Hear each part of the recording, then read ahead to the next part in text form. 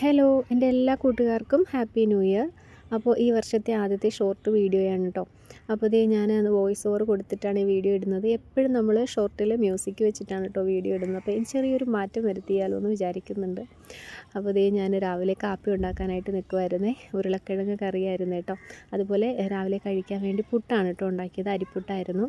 അങ്ങനെ രാവിലെ കാപ്പി പൊടിയും കാര്യങ്ങളും ഒക്കെ കഴിഞ്ഞിട്ടുണ്ടായിരുന്നു. കുറച്ച് പാത്രങ്ങളുണ്ടായിരുന്നു, അതൊക്കെ തേച്ച് മുഴക്കി മാറ്റി വെച്ചിട്ടുണ്ട്. പിന്നെ ഇതേ അരിയൊക്കെ അടുപ്പിലോട്ടിട്ടിട്ട് മുറ്റത്തോട്ട് ഇറങ്ങിയതാണേ.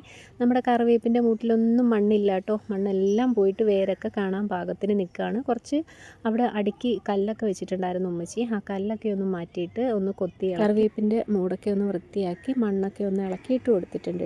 കറിവേപ്പിൻ്റെ മൂട്ടിൽ അതിൻ്റെ വേരിൽ നിന്നും പൊട്ടിക്കിളർത്ത് ഒരുപാട് തൈകൾ വേറെ ഉണ്ടായിട്ടുണ്ട് കേട്ടോ. അപ്പോൾ സൂക്ഷിച്ചും കണ്ടും വെട്ടിയില്ലാന്നുണ്ടെങ്കിൽ അതെല്ലാം ഉണങ്ങിപ്പോവും.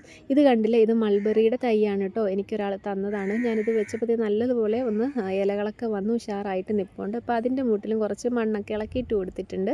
ഇനിയിപ്പോൾ ദേ അതിൽ വെള്ളമൊക്കെ ഒന്ന് കുടഞ്ഞു കൊടുത്തിട്ട് ഇനി നേരെ അങ്ങ് വീടിനകത്തോട്ട് പോവുകയാണ് കേട്ടോ. ഉച്ചക്കലത്തേക്ക് എന്തെങ്കിലുമൊക്കെ വെക്കണമല്ലോ. അപ്പോൾ അതിന് വേണ്ടിയിട്ട് അപ്പോൾ ഞാൻ കുറച്ച് മുരിങ്ങയുടെ ഇലയും കൂടെയൊക്കെ ഒന്ന് ഒടിച്ചിട്ടാണ് പോയത് കേട്ടോ. പിന്നെ അതേ കുറച്ച് ചിക്കൻ പീസ് ഉണ്ടായിരുന്നു, അതൊക്കെ ഒന്ന് ഫ്രൈ ചെയ്യാൻ വേണ്ടി വെച്ചു. ചക്കക്കുരുവൊക്കെ ഞാൻ ഒന്ന് വേവിച്ചിട്ട് അത് തോരൻ വെക്കാനായിട്ടിരിക്കുകയാണ് കേട്ടോ. നമ്മുടെ മുരിങ്ങയുടെ ഇലയൊക്കെ ഇട്ടിട്ടുള്ളൊരു തോരനാണ്. പിന്നെ അതേ കുറച്ച് ചക്ക കിട്ടിയിട്ടുണ്ടായിരുന്നു, അത് അവിയലും ആക്കിയിട്ടുണ്ട്. ഇതിനിടയ്ക്ക് മോൾക്ക് വിശക്കുന്നത് കൊണ്ട് ഞാൻ ചോറൊക്കെ കൊടുത്തിട്ടുണ്ടായിരുന്നു.